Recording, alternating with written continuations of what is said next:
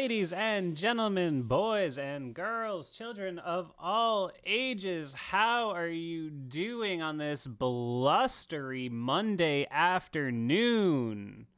Last we spoke, the Steelers were about to play a playoff game in Buffalo on Sunday afternoon. Here we are, Monday, January 15th, and they have yet to kick off. Very surprising stuff. Although I guess you should never be surprised by the weather in Buffalo. And I think maybe also in a few hours you'll be saying maybe you shouldn't be surprised by the Pittsburgh Steelers punching above their weight class. Yeah, I'm feeling pretty good today, folks. You know, I can't say that I have felt this good the last couple of times we went to the playoffs in 2021. I just hated that team. I thought that was the worst Steelers team I ever covered and maybe the worst of Roethlisberger's career. I knew they were going to get absolutely hammered by the Kansas City Chiefs. Alas, they did. The Browns game, I didn't feel great, but I felt hopeful, but, blah, blah, blah, so on and so forth, Jaguars, etc., etc. But this week, with this strong arm number 2 playing quarterback against the Buffalo Bills, who have all of the pressure on them, I'm feeling pretty good. And here to dissect those emotions with me for the next 45, 55 minutes, something like that, is my cohort as per usual on the Monday edition of 5-Star Radio, Mr. Gage Ryan. How you doing, bud? Oh, sensational. How's it going, everybody? Gage, we are excited to have, do a little pregame chat here. I think it's been a couple years since we've done one of these, right? Or did we do one or two last year? I don't remember.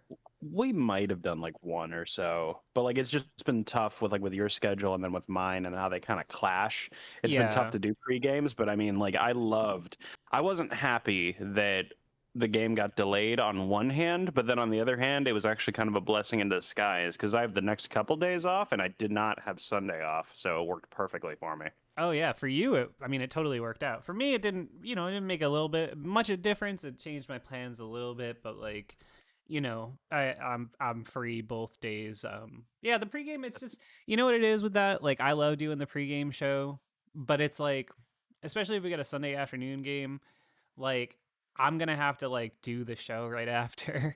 And it's just enough energy that I just I kind of realized having to do an hour show before the game and then watch the game, then dissect the game. And then suddenly it's I worked 15 hours that day. It just adds up, Yeah, that's something I realized that whenever you said that we were only going to do an hour or so, I'm like, yeah, he's going to be doing the show right after, and that's going to be a big episode. Whether we win or get demolished, it's going to be a playoff episode, so you know that it's going to be big. So yeah, that does extend your day. Yeah, I mean, if they lose, God forbid, I'm not going to have to probably, pump it out tonight because no. God knows the folks are not going to be happy tomorrow. I hope that they win, though, because the channel, quite honestly, is absolutely popping off right now. We are doing some of the best numbers we've ever done. And you could tell that everyone's been supporting us through this year. It's been our biggest year yet. Absolutely, by far. It's we did 4 times the views this season as we did last season. Unreal. Yeah, absolutely incredible. Subscriber growth. Phenomenal. Love you guys. You're the best. Thanks for another awesome season. Gage, we are not talking about regular season football here. I hope everybody understands this. We are not talking about a regular season football game between the Steelers and the Bills. We are talking about a wild card playoff game. And, no one has given your Pittsburgh Steelers any chance. So I'm curious, folks in the chat, I want to hear your opinions. But I'll ask this to my co-host. Gage, how do you feel about no one giving the Steelers a chance? Is that fair? Is that justified? Is that unfair? Is it flat out wrong? Where do you come down? Okay, so this is where here's where my realist bordering on pessimism comes in, because I want to say, yeah, it is warranted.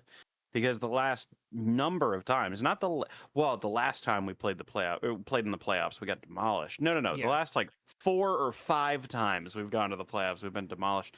I mean, keep in mind that the longest streak in NFL history of consecutive losses in playoff games is 9.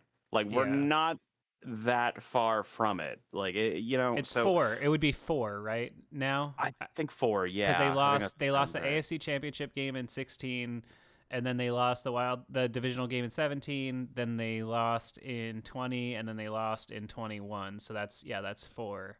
Yeah. So this would be So fifth in a row, yeah, God, it just if they feels like lost. more though. So I guess we are only halfway to the record, but I mean, if Mike Tomlin sticks around, you never know.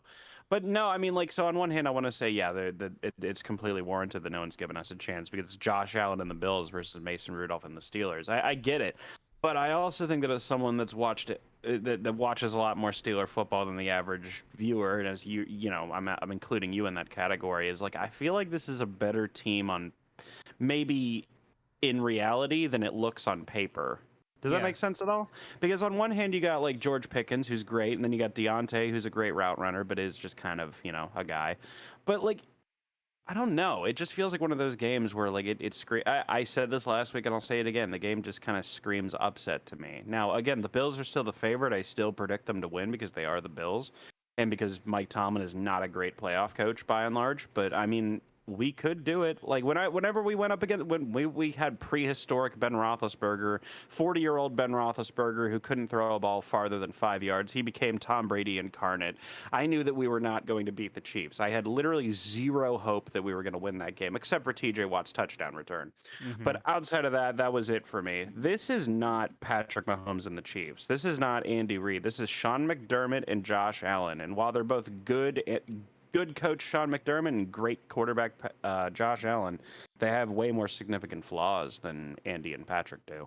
Well, yeah, I think that's an important thing to talk about here too. Is like I was talking about this with my uncle yesterday or this morning actually. He was saying that wait, Dolph Ziggler debuted in TNA. Sorry, I Yes, just he saw that. did. I just saw Yes, that on he my did. YouTube.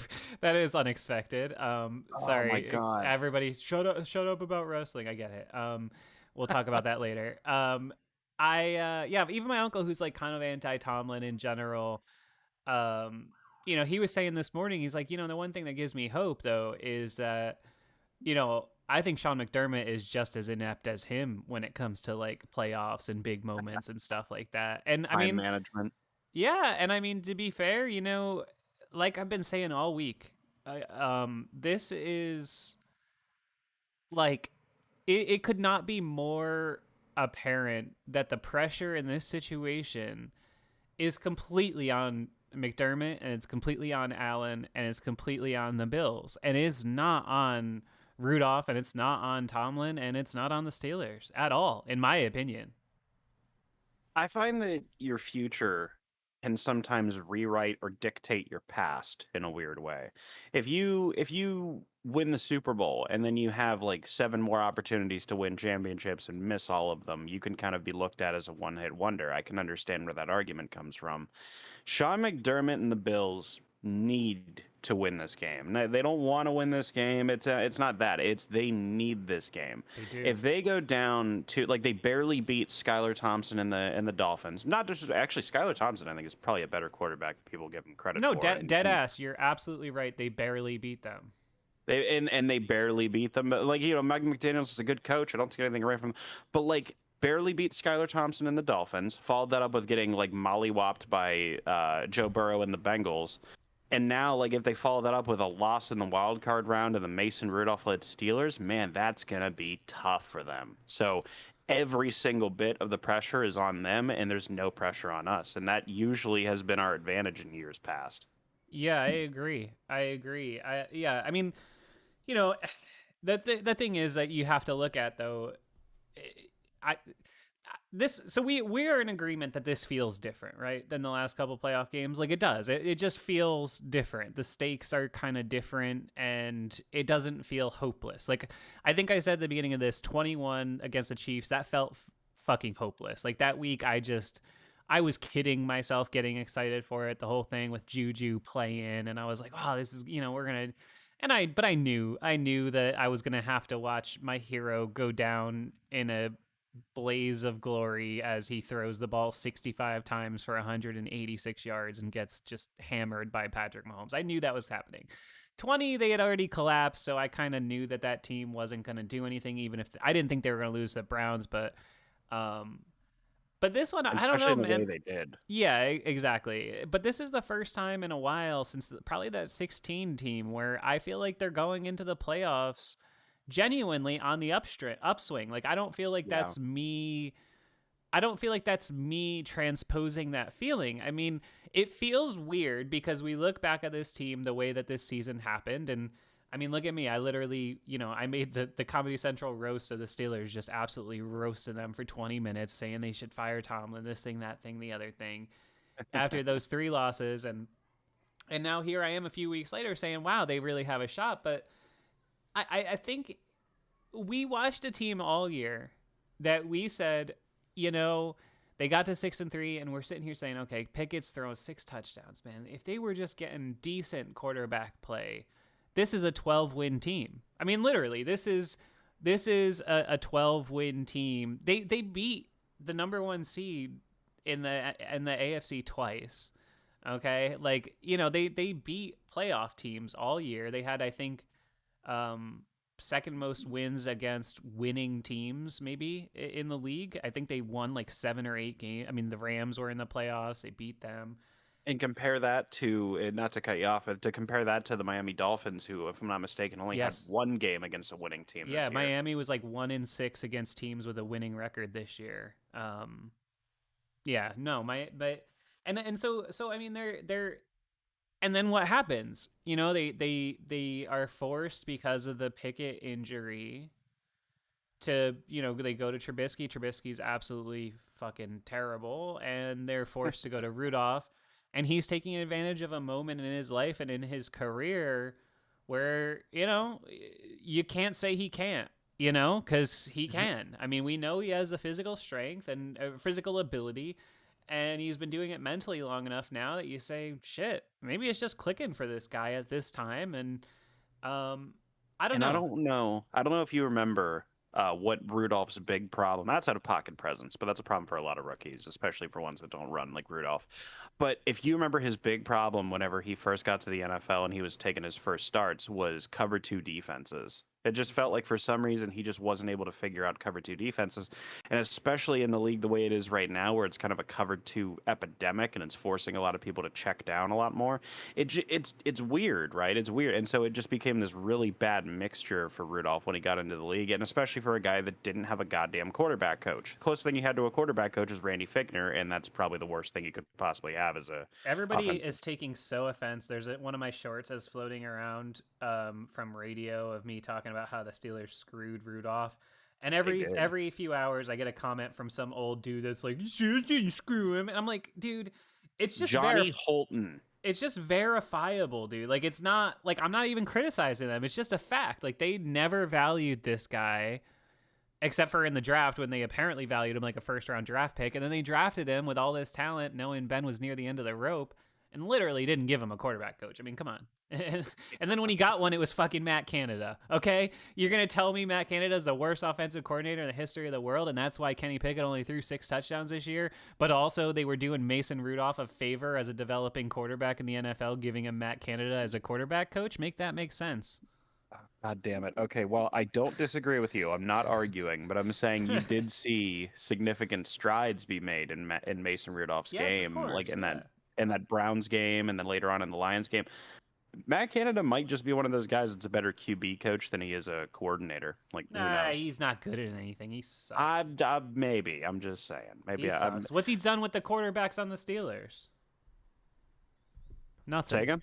I said, what's he done with the quarterbacks on the Steelers? Everybo's been worse. What has he had? Pickett's worse than he was when he was at Pitt, for Christ's sake. Well, that's true. That's true. Come on. I was gonna say he had 40-year-old Ben and Mitch Trubisky. Not to go on a Not really, tangent about not cream to of go the on a crop here. tangent about Kenny Pickett, but why does Kenny Pickett have some second-rate quarterback coach that's like coaching Tommy DeVito and shit? Like, I have no you're idea. a first-round draft pick, bro. You're supposed to be working with the best of the best. What's going on here? Who the hell knows? Man, and he just looked like he was going to be that guy who came out of college and was going to be the 20 touchdown, 7 interception He guy, and he just sucks. has not been that. No, he sucks. I'm out on Pickett. I don't see any path for him being a successful quarterback anymore. I just don't. I'm not gonna. I won't completely close the door on him. I mean, if Geno Smith can have his Rich Gannon arc, so can Kenny Pickett. Geno Smith But at 30 years old has a better arm than Kenny Pickett does right now. yeah, you're probably right. But I'm just saying that Geno Smith was arguably one of the worst first round picks. Well, no, he was You're not technically the wrong. 34th. He was technically the 34th overall pick. If you're gonna get on me in the comments about it, but yeah, he was like one of the worst first round picks like ever for about a decade. And so to see him have that giant resurgence, I mean, I'm so happy for him. I mean, you just never know, especially in a quarterback friendly league what we have now. I mean, did anybody expect Mason to just come out and Yeah, of put up 30 course. points on back to back? Who knows? I This game is just it's interesting to me because there's just part of me that thinks that we're going to get blown out, part of me that thinks that we're going to upset them, part of me that thinks it's going to be an overtime win one way or the other. Everything feels likely, everything feels on the table, and like with again, the no pressure thing is just huge for us. In 2005 there was no pressure on us. In 2008 there was no pressure on us, and I think that suited us in both those years. In 2020 there was a bunch of pressure on us and we were collapsing. So who the Right. hell knows? Right. Yeah. No, I mean, I listen, I agree. And not to get on a, Kenny Pickett rant. He's not playing today, although he's probably the backup, even though he's the starter, or whatever. But, um, yeah. I don't know. I feel good about the guys that are on the field. It's a young team. I think they're ascending. I think that, I go into this saying, if they can hang, it comes down to a couple things for me, right? It is like, they have to just be able to hang on defense. They can't be giving up like last time we played them, 98-yard Oh bombs to God. Gabe Davis. Like, don't tell me they can't do that just because Gabe Davis isn't playing. Because Josh Allen, you ever seen this kid fucking throw the ball, dude? I mean, God, he doesn't even have to try to flick it 70 yards down the field. We were talking about it last week before we knew we were going to play them. Remember, I said I was watching them and he accidentally threw it 10 yards too far. Like, imagine accidentally throwing a football 70 yards instead of 60. Like accidentally. That's insane.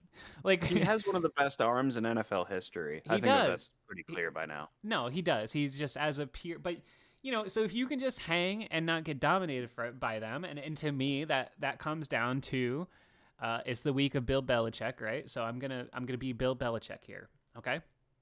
Bill Belichick, we all know his ethos on defense, right? His ethos on defense has always been, And coverage. I'm going to take away the thing you do best, Yes. and you're going to have to beat me doing the thing you do second best. Mike Tomlin, for all the good and all the bad, never had any fucking clue how to do that against Belichick ever. Yeah. He did it one time in 2018, and that was it. And that was it. Like The Jalen Samuels game. yeah, that was unbelievable, and I give him all the credit in the world. And he needed, a peak performance from Joe Hayden to do it, but he did it, and I'll give him credit. But other than that, he never knew how to do it. So here's my Belichickian scheme, right? I look Mhm. at the defensive side of the ball, and I say everybody's going to gravitate to Bills tight ends against our middle of our defense, linebackers, safeties, Yeah. and that is a huge concern. That's what However, everyone does against us. exactly. However, though, if you get quality play out of KZ and Minka, I feel much better about that than having Pat Pete at safety, because as we all saw the last couple weeks, he could do a respectable job covering at safety. That dude wants no part of tackling Dalton Kincaid, though. Like, let's be honest. So Minka and KZ helps you there if you limit the damage. But my big question, all right, is, can a certain guy whose dad we watched be the dude in the playoffs, can he step up and be the best player on the defense? And I'm talking about Joey Porter Jr. I think that today is, by the way, if you didn't know, 18 years exactly to the greatest defensive performance by a single player I've ever seen in Steelers history, and that's Joey Porter against the Colts in the divisional round. He was just unbelievable. He schooled Peyton Manning that day, and in my opinion, he won the game for us. And I think Joey Jr. needs to step up, and if he can lock down Diggs and do just a good enough job on Stephon Diggs, and that's a tall task, I like our chances. Okay, first of all, I got to mention that Peasy in that game that you mentioned against the Colts. I mean, Unbelievable. I don't know if I'll call it a historic day, but a historic, like on the stat sheet, but definitely in terms of impact. Yeah. And I think about in particular, I don't know if you know this, I mentioned it in my Colts video back in the day, like it wasn't last year, but where Joey on that last drive where he sacked Peyton Manning and we took over at the 1 yard line before Jerome's fumble, Joey had basically took it upon himself to attack Manning on that drive and just kind of gave up whatever his assignment Yeah. was. Yeah. But did it not work? Oh Like no, it was unbelievable. that's what that was Joey, man. That's what he did. And like I love that PZ Jr. has directly started out, like I remember that before I even saw him take a snap, I already liked him because they asked him, "Who's the better trash talker, you or your dad?" And he goes, "Oh, definitely me." I'm That's like, insane. "Really?" That's insane. Yeah. That's a lot, and he was so Yeah. confident about it. And that's Yeah. what I want. I want a confident kid out there, and not. I don't think you can disagree with this. I don't even think this is an opinion. I think this is a fact. He has been one of the best corners in the league this year. Is Mm. that fair to say? No, absolutely. Yeah, it is. He He's been has to be. Like, spectacular. Yeah. can you name 10 corners better? Can you name 5 corners No, better than him? I'm he's not been sure you can. spectacular. I have the utmost confidence in him, and that's why, I mean, you've worked with me now long enough on this. Like, I don't put that kind of pressure on rookies. I No. generally think that if you're relying that much on a rookie, then you got yourself up shit's creek, so to speak. You're in trouble, yeah. Like the Steelers asking Kenny Pickett to dig him out of a hole last year. That's why I believed in Pickett for a while, because honestly, he didn't have to answer that bell, and he did. Is maybe a little smoke and mirrors, but It was just a lack of improvement. yeah, exactly. But I When don't it normally comes put to- that. I don't normally put that pressure on the rookies. But for me, I just think Porter has been at that position, corner specifically, and I think this is something that the Steelers have struggled with at times. Corner is a position where you need to, like, youth is not a bad thing at that position, because you need to be at your absolute physical prime to be able to run around and fucking cover Stephon Diggs. Like, you need to physically be in your prime. And that's why a lot of the best corners, it's not crazy Sauce Gardner comes in the league and is suddenly the best corner in the league. I mean, it's not like, some other position. You need to be absolutely at your peak. That's why that's why we see this happening now. There's a youth movement with that position. And so I think Porter, for me specifically, has been spectacular. And I think it's fair to expect a high level of performance for him today. And I think he's going to be one of the big, the telltale signs of how this day is going to go. It's a young man's sport, but it's especially a young man's position at cornerback in particular. But what I love is that one of my favorite, if anybody out there is an MMA fan, one of my favorite MMA fighters of all time is Chael Sonnen, and he had something he called a Legends Ass Whooping contest, Legends Ass Whooping Tour, excuse me, when he went to Bellator. And I feel like PZ Jr. has had something of a Legends Ass Whooping Tour in his own right, because right off the bat, he said that he wanted. What was it? Against the Raiders, he said that he wanted Devontae Adams. Yep. Devontae Adams, if I'm not mistaken, had 1 catch. Oh, no, he's been spectacular. Yeah. Then he wanted, against LA, he went up to Tomlin specifically and said that he wanted Cooper Kupp and shut him down without a single catch. Like, this is, like, impressive shit that he's done. Oh, yeah. Like, No, I think the only guys that have gotten the better of him were DK and Amari Cooper, I think, in that second game, right? Didn't he kind of beat him a few times? I think he had, like, one big, like, completion. No one wants to hear it because game, of Browns, but Amari Cooper's underrated, man. He's a good player.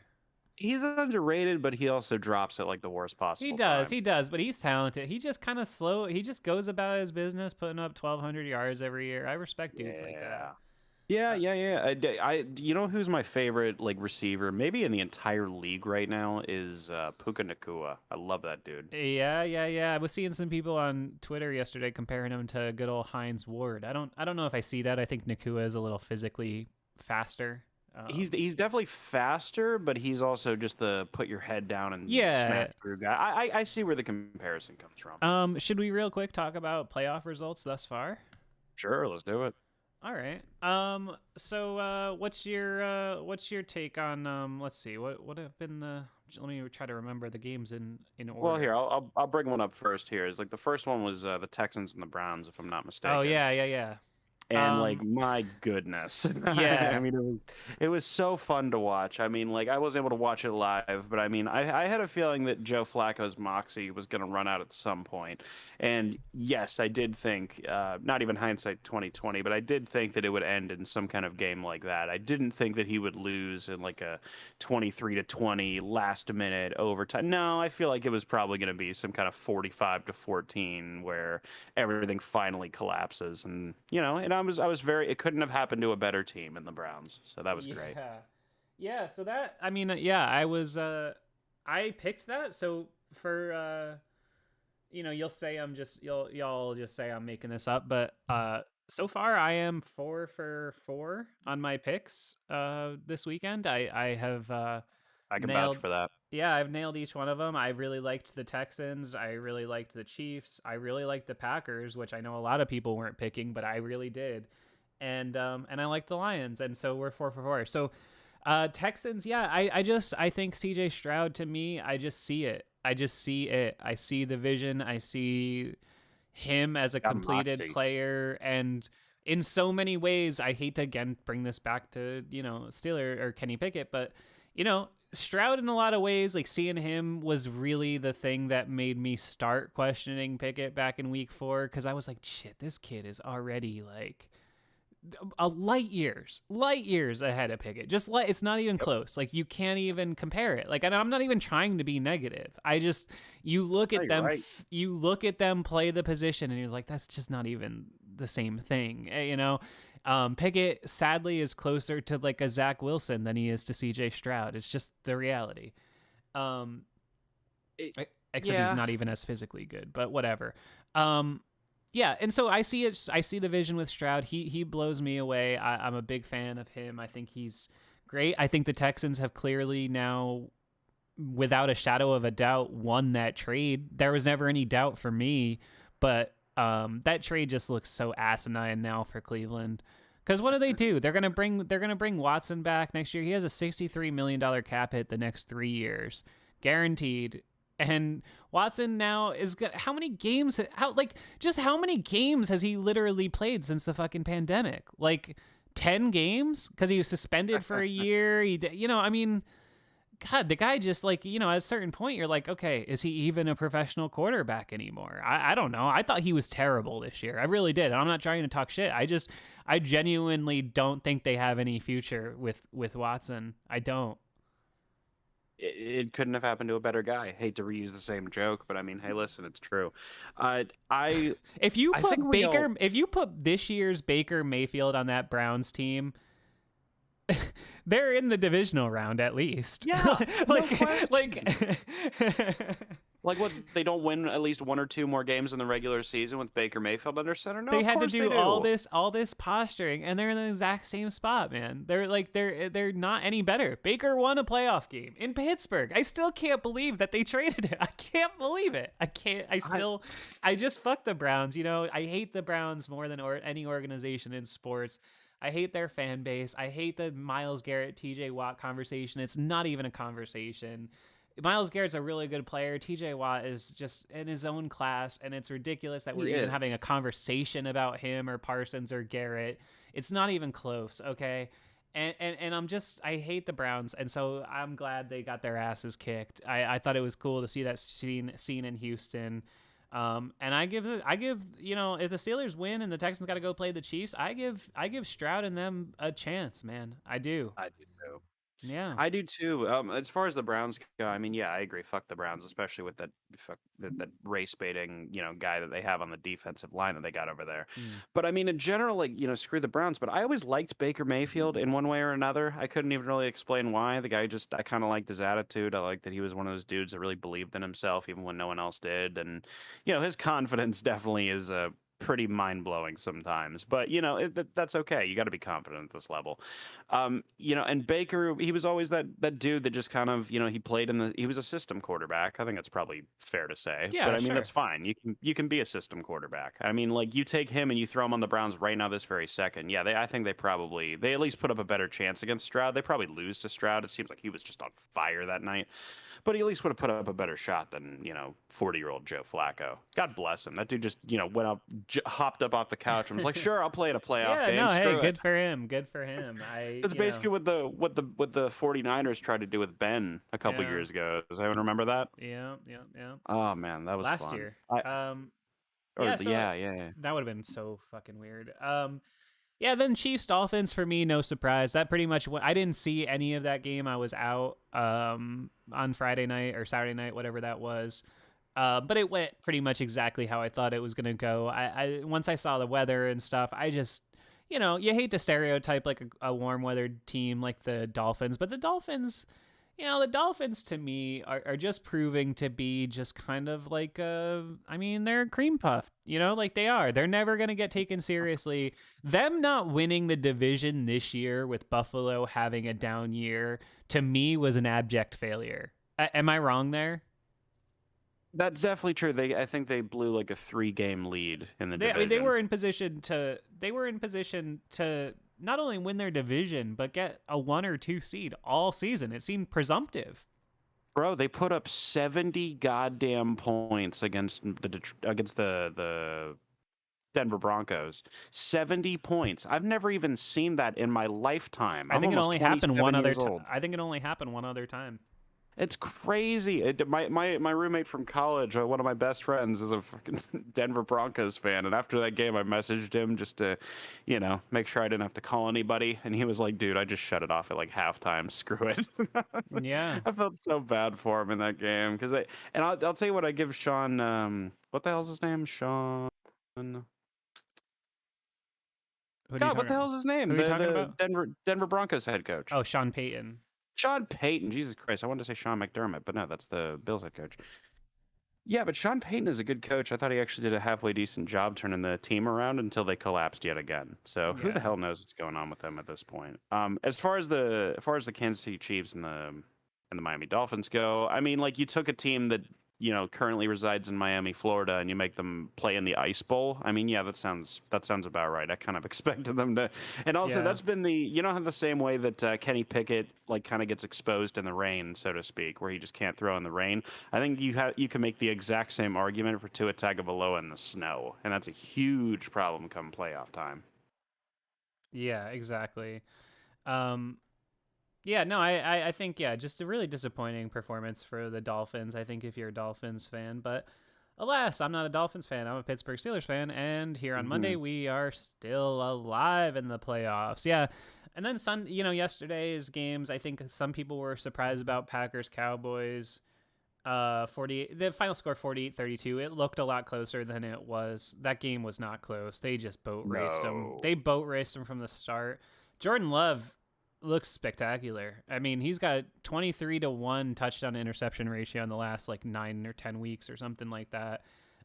He's just been phenomenal. And Dallas just, honestly, the second that game got a little choppy, I'm not trying to I'm not Stephen A. Smith. I'm not one of these people I don't care. I'm not doing this for like clout, but like I don't really care to dunk on the Cowboys. I will. Yeah, well, I mean, fuck the Cowboys, but I mean, in general, like I realize that like any big fan base, like there are jerk Cowboys fans, but there are plenty of people that are just good football fans that are just Cowboys fans. Like I'm not gonna hate every single one of them, but the Cowboys just, I mean, it's like this every year. Every year. I mean, since I was a kid, because like I saw the tail end of the Troy Aikman, Detroit, Deion Sanders teams. Like I was alive for that. I remember that.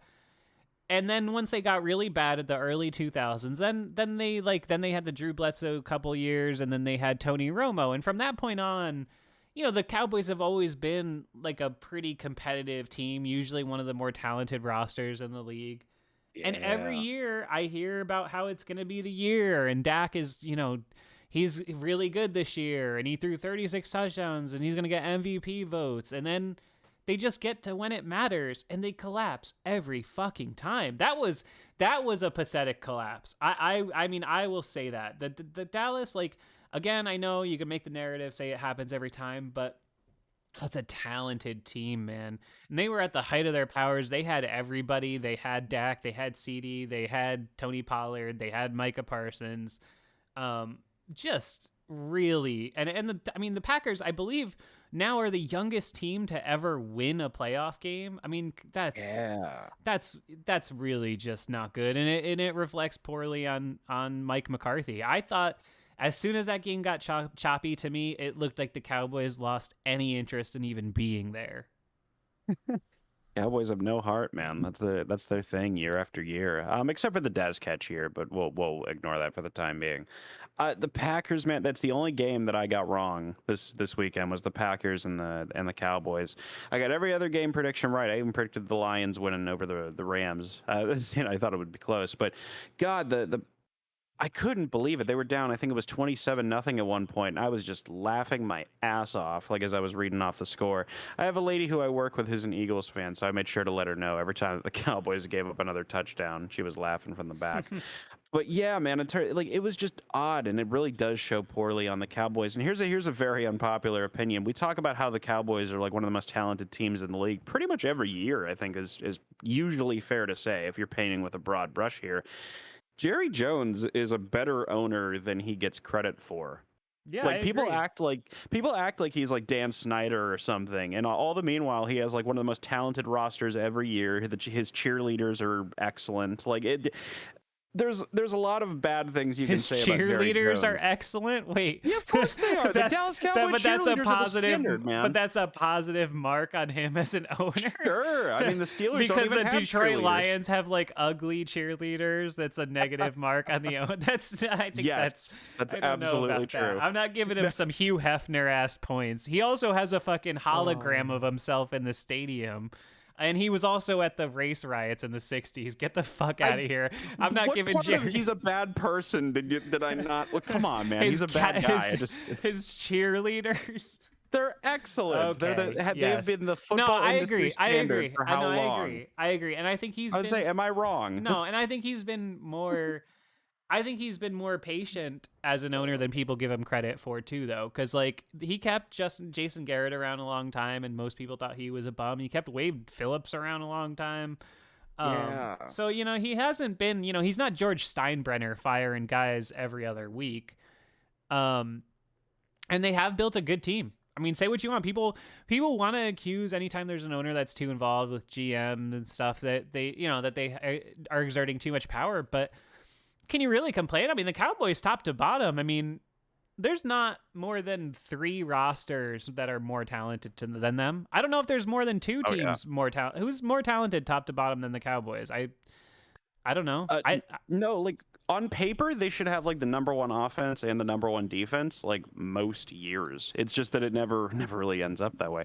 I thought that they did a really good job this year offensively. They had arguably like by points or yards, or I can't remember which one, but they had like maybe the best offense in the league. And I know that Dak, did Dak lead the league in touchdown passes, or was that Jordan Love? I can't remember. I think he was second to. I think he was second to Allen. Second, I thought he was second to. No, it was Jordan Love since like week 12 or some shit. Yeah, I remember there was a yeah. graphic during the game, and that's what I was getting confused by. But I mean, they've had a great offense, and I mean, Micah Parsons has been great, on the field and whatnot. But I mean, they are a team that, God, how long have we been saying this about the Cowboys? People were making like NFL Films jokes about this in the early 2000s about how the Cowboys, you put a little bit of weight on them in the playoffs, and they collapse they buckle like a cheap picnic table. And it feels good to see. It couldn't have happened. God, I'm not going to say it again. But it's great. I love seeing this happen to Dallas every year. It's one of my few football traditions that I enjoy following through on every year is watching the Cowboys collapse. Yes, it is always excellent.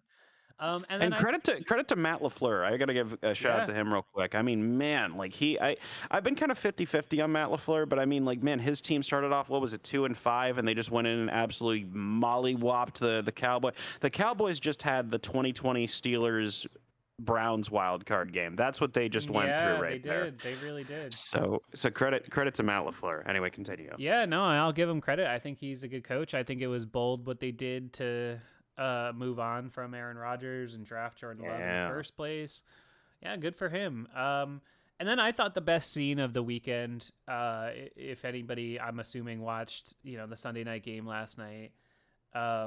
Detroit, man, that was just electric, dude. I had that cranking on the sound system. That stadium was rocking. And I will, I mean, Browns fans, get fucked, but like most starved fan bases, just as a sports fan, I can like take a step back and be like, oh, that's pretty cool. Like Yeah. it was cool for me like to see, like, even though I wasn't like rooting for, like, for example, like the Denver Nuggets or something to win the NBA championship. It's just cool to see fans that you're like, oh yeah, that guy's probably had season tickets for 25 years and never saw anything. And like, I think we saw a lot of that in Detroit last night. Oh, First, 100%. First playoff win there since Ben Roethlisberger won the Super Bowl. So It's true. No, man, that's so true. And I was just explaining this to my wife earlier. She was not interested in hearing it. But where I was explaining about how Detroit has become this like starved for success kind yeah, of city, at least in terms of football. And like I remember the first year that Dan Campbell got there, what was it, like 2, 3 years ago, and they were what? They were like 4-12 or some shit. Like they were really bad. But I just remember watching them and being like, they would be down 30-6, and their team would still be like clawing for every yard. Like they never gave up.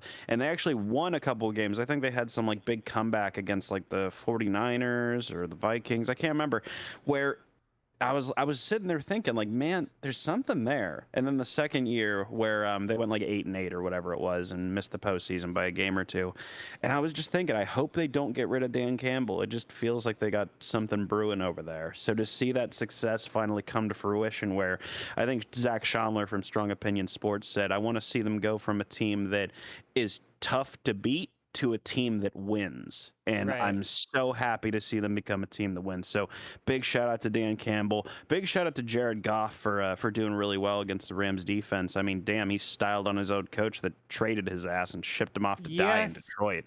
So big shout out to them. Yes. So that, brings me back to a great circular point, which is sometimes you can't discount the human element of this thing we Yeah. watch called sport. And Jared Goff, I forgot his fucking first name for a second. Jared Goff is just a guy who, he was a number 1 overall pick, wasn't he? Jared Goff? Yeah, pretty sure. Yeah, and he was Yeah. he also had one of the worst, if not the worst, rookie season in NFL history. Yeah. So he was a number 1 overall pick. Obviously he was a guy that some people in the league thought was talented, and I always thought performed reasonably well for the Rams. They did get to a Super Bowl. I don't care how much you believe in your coach. Getting to a Super Bowl as a quarterback is always an accomplishment. I mean, yes, you're always going to say there's the Trent Dilfers of the world, whatever. But when you're going through the legacy list, like, getting to a Super Bowl is still one of the best things you can do. I mean, there's just there's no other way to say it. It is a fact. And they decided to move on. They lied to his face, which just seems like the worst. And and he went out and he fucking dunked on him in front of his new fucking crowd. And they booed. I thought it was surprising that they booed Stafford and the Rams offense when they came out. But hey, go off. They've instilled a mentality. They've moved on. I don't know if there's beef with Stafford and Lions fans. I don't think so. Yeah. Like, by and large. Yeah, I mean, it's got to be weird for them, right? I mean, how would we feel if we traded Ben, after his scandal or something, and he went and won 2 Super Bowls with, I don't know, the Colts or something? Like, that would be weird, wouldn't it? Yeah, it would be, but I think the situation. I'm not trying to like nitpick the example exactly. I see your point. I just think that like there was a general a general feeling among a lot of Detroit fans, at least from what I saw, whenever they traded him, that was like, yeah, he's our guy. Yeah. He's off to greener pastures now. Like we're gonna sit here and like in the mud or whatever. Like they still were getting off the. God, who the hell was that Patriots coach? And now he's like the defensive Patricia. coordinator. Yeah. Patricia. Oh, Jesus, Moses and Mary. I mean, what was he, like 13-30 as a coach or some shit? I mean, he was like Belichick, but more hot-headed and without any talent. It was kind of crazy. Exactly. Like, do you notice that Patricia? I'm just gonna dunk on Patricia for a second. Do I it. don't care, but like Patricia, goddamn, I mean, like the Patriots' defense was so bad. Like even in Super Bowl 51, and people remember the 28-3 comeback, but their defense was really bad under Patricia. Then all of a sudden, Patricia leaves, and pretty much ever since, the Patriots, even with a bad record, have had like a top 5 defense ever since. Like I don't think that's a coincidence. And also, you notice that the Philadelphia Eagles defense is now collapsing over and over again, week after week. Gee, I wonder why. Maybe it's because the guy who's calling your plays is a numbskull. Yeah, there you go. There's your. Yes, you're Yeah. exactly right. Matt Patricia is a dope. Yeah, but anyway, that that's where I was gonna get with that though. The human element, the Jared Goff thing, the Matt Yeah, the Stafford human thing. element. But I think that's the important thing to remember with your beloved Pittsburgh Steelers today, which is you don't know the answer to this Mason Rudolph thing yet. Like, you just don't. None of us do. Like, we don't know what the ceiling is. We don't know if he is gonna pull this off for 4 games in a row, 5 games in a row, 6 games in a row, 7. We don't know if he's gonna turn back into a pumpkin today. He very well might. I mean, that's what Joe Flacco did.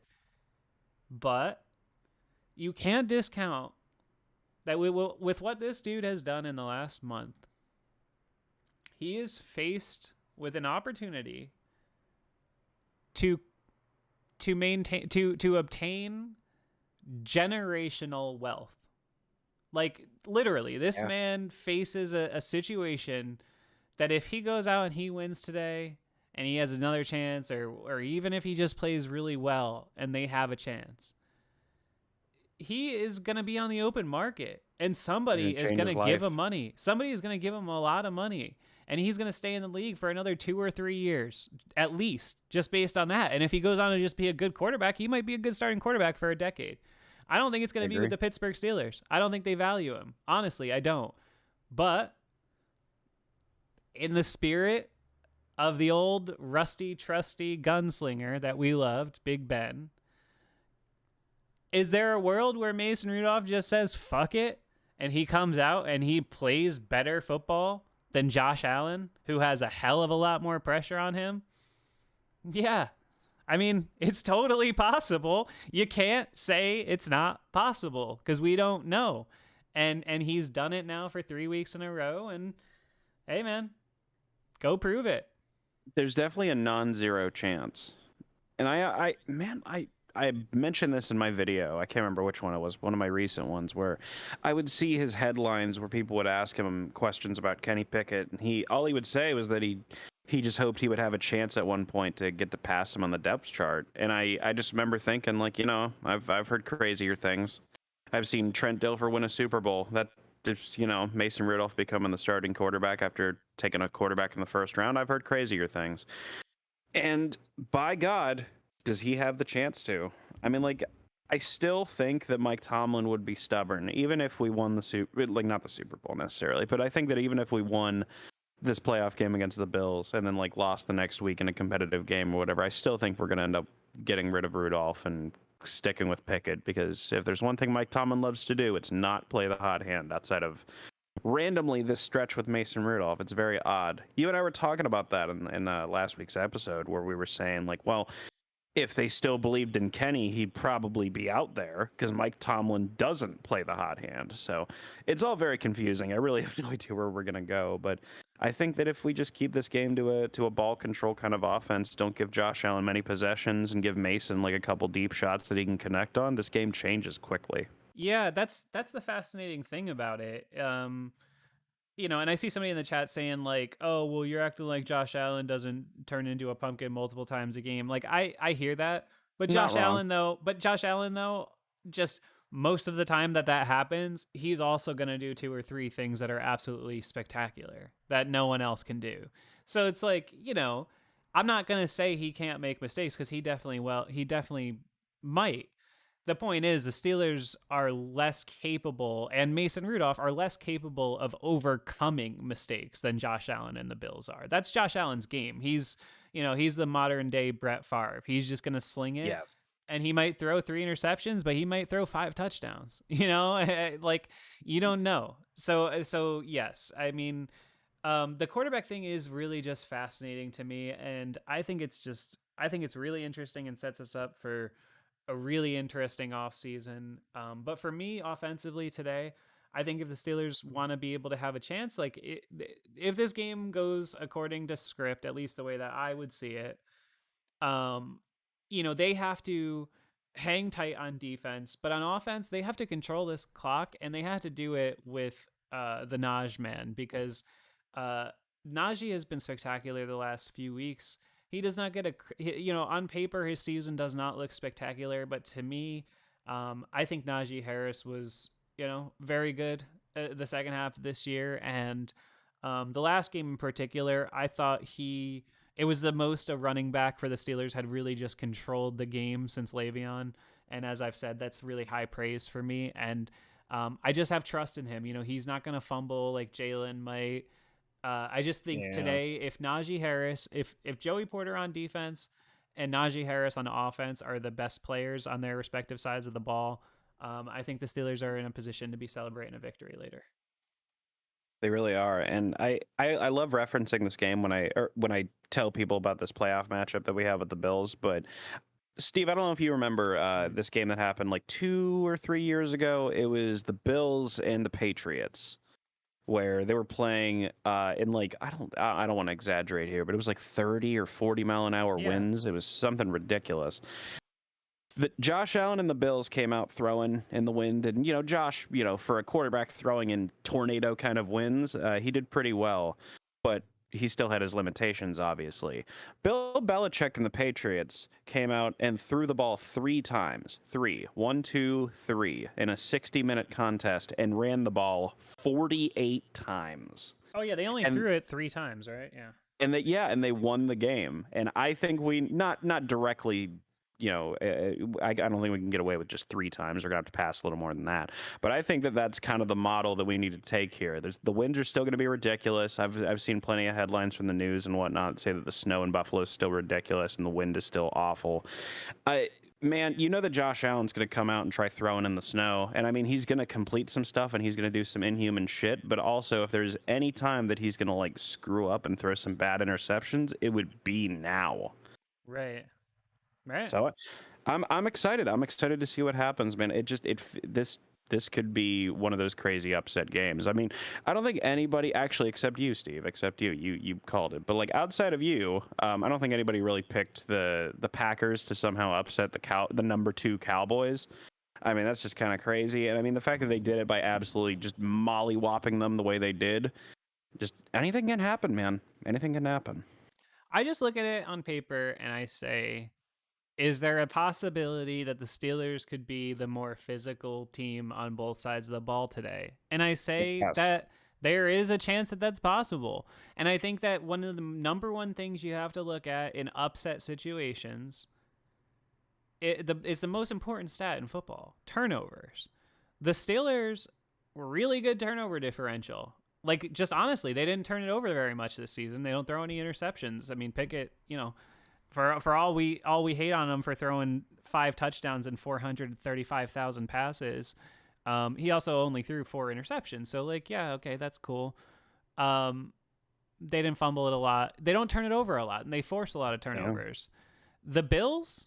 The Bills have a very bad turnover ratio. One of the worst in the league. Turn it over a lot. One of the worst in the league, and they're not getting a ton of turnovers. So those are 2 indicators to me that say, well, on paper, if the Steelers could get 2 extra possessions and they have a quarterback and a run game that's going to take advantage of them. Because again, that to me has been the key in this turnaround. The key hasn't been the long ball with Mason. Some of those plays have been awesome and they've impacted games greatly. But to me, the big difference has been that they're not going 3 and out, that they're just putting like little drives together and getting a field goal here, getting to the red zone here. Then you get a touchdown here, but they just chances at scoring. That's what they weren't having with Pickett and Trubisky. Yeah. It was like, okay, they'd put up 16 points, but they really only had 2 or 3 chances to score. With Rudolph, they've had 4, 5, 6 chances to score just by way of like getting a first down or 2. and that helps you so much. And if they're able to revert, if they're able to avoid reverting to that, then I like their chances. I hope that this makes sense to anyone listening out there. That the Steelers' offense, like under Pickett and Trubisky, obviously Trubisky was worse, but with both of them, the offense felt flat. But with Rudolph, just with the deep ball ability he has, that does actually play a factor into our success in the run game, because now people actually have to respect the deep ball against us for the first time since like fucking 2017 or something. No doubt about it. Yeah. But it's also just like at any given point with Mason Rudolph, like we had that game just last week or whatever, or the week before, whatever it was, with Baltimore, where it was 7-3. We were like in the third quarter. It didn't really seem like anything was happening, and then all of a sudden, boom, 75 yards. Deontay Johnson scores a touchdown, and all of a sudden, now we're winning. Like we just at any point it feels like our offense could actually explode, and we have not had that ability. I'm not saying that like we have the ability to explode and put up touchdown after touchdown after touchdown, but I'm saying like we could make a play at any point and make this a game, as long as our defense doesn't just historically collapse like it has the last couple times. I mean, please, for the love of God, please don't. Can we please not put our linebackers on slot receivers? Can we try that out for once? I totally agree with everything you just said, except for that I have to add a yeah, but, and everybody's going to hate this yeah, but it's true. This is a way better pair of safeties than Mason has played since he started playing again. The Bills have great safety play. Micah Hyde and Jordan Poyer, I mean, they've been starting there for feels like 5 years now. I thought one of them were injured, or both of them were injured. Taylor Rapp is injured. He's like their third safety. Yeah, I just saw the inactives. Gabe Davis, Taylor Rapp, Tyrell Dotson, Rasul Douglas. That's like their. He's actually plays a big role for them at corner, so that's good that he's out. Mitch Trubisky, the third quarterback today. Can we just have our emergency quarterback, like one of our tight ends or something, be quarterback 3? Yeah, I wonder if you can like designate somebody who's not listed as. I guess they would have to. They're kind of that has to be kind of a gentleman's agreement rule, right? Because because then it gets tricky. Although I guess it wouldn't really matter because you still can't go in until the first two quarterbacks are hurt. So. You notice that like that was something that Bill Cowher always tried to implement. He always tried to have a wide receiver on the roster that had been a quarterback in high school or college. It was Antoine Randall L, Cedric Wilson after him. I can't remember who it was. I think it might have been Chris. Was it Chris Fuatu? No. Hines Ward. Hines Ward. No, Hines Ward. That's right. Hines Ward. Yeah, Hines played quarterback in college. He always had a guy on his roster as the emergency quarterback that was always a wide receiver as well. Yeah. It's just one of those dumb little things that you notice if you watch enough Steeler ball. Yeah, Hines. I agree. Hard to explain in the chat. It says right here, bring back Zach Gentry. Why did they get rid of him? Well, you know the rumors, right? No, I don't. Please tell me. Oh, there's a rumor about Zach Gentry and Kenny Pickett's wife. Oh. No. That's a rumor. I don't know how founded it is, but it's a rumor. Oh, God damn. That's brutal. I don't know if that's just something somebody on Twitter said sometime or whatever. I mean, but maybe.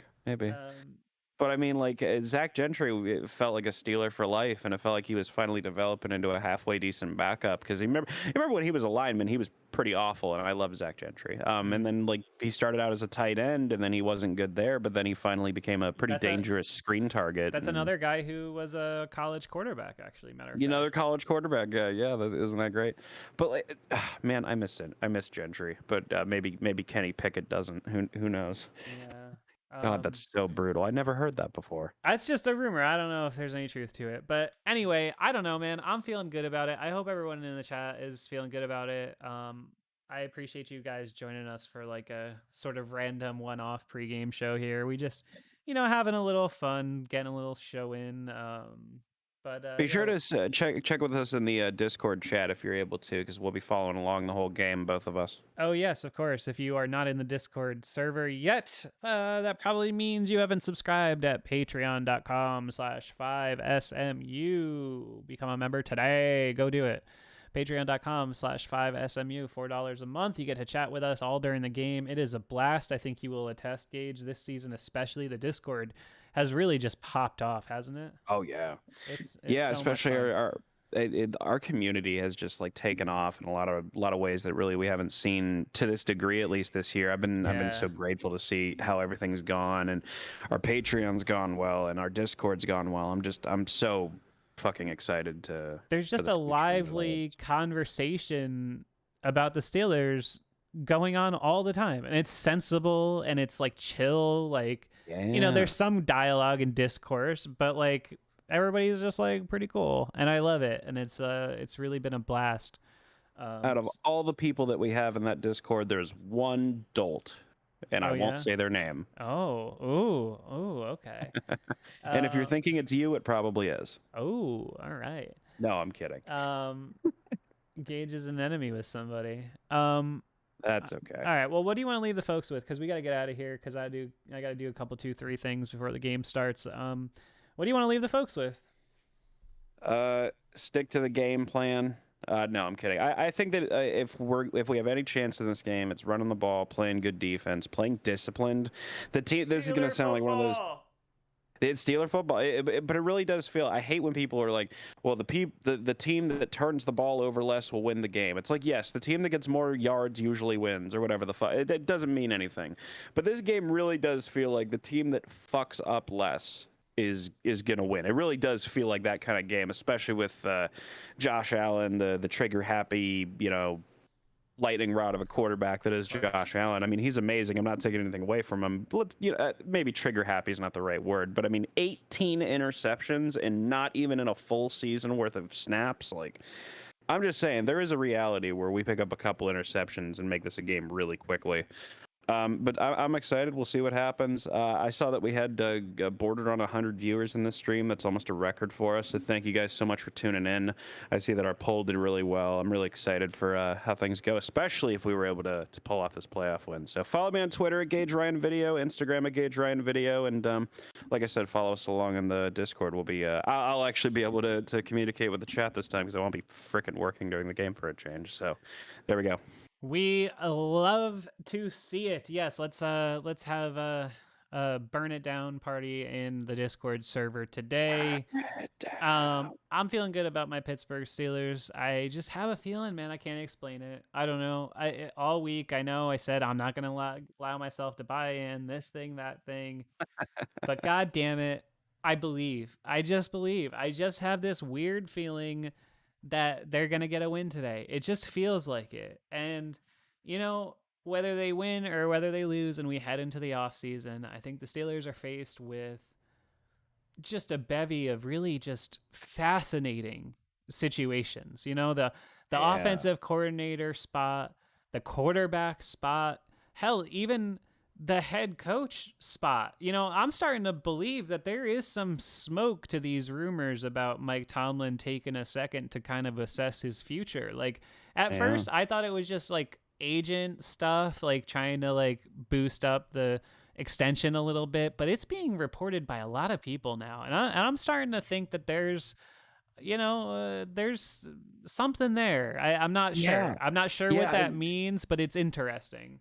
Yeah, and it's also like it's funny you mentioned that in particular because didn't you notice that those those reports that you saw afterward about the Steelers reportedly want to extend Mike Tomlin and see him as their long-term plan or blah Yeah. blah blah. Those things only came out Yeah. after all these reports Yeah. about him apparently. But it's Yeah. just you can't trust that shit. No, it's fascinating. But then even the thing about Pickett and how they still, it just feels like there's a lot of posturing in the organization right now. It's interesting. So I don't know. All I know is I'm not ready to think about the offseason yet. I'm ready to think about the Buffalo Bills. And after that, I'm ready to think about the fucking Baltimore Ravens because we're winning, dude. The Steelers are going into Buffalo today, and Mason fucking Rudolph is winning a playoff game. That's all I got to say about it. Thank you guys for joining us. We love you. Go to patreon.com/5SMU, and I will see you at some point after the game here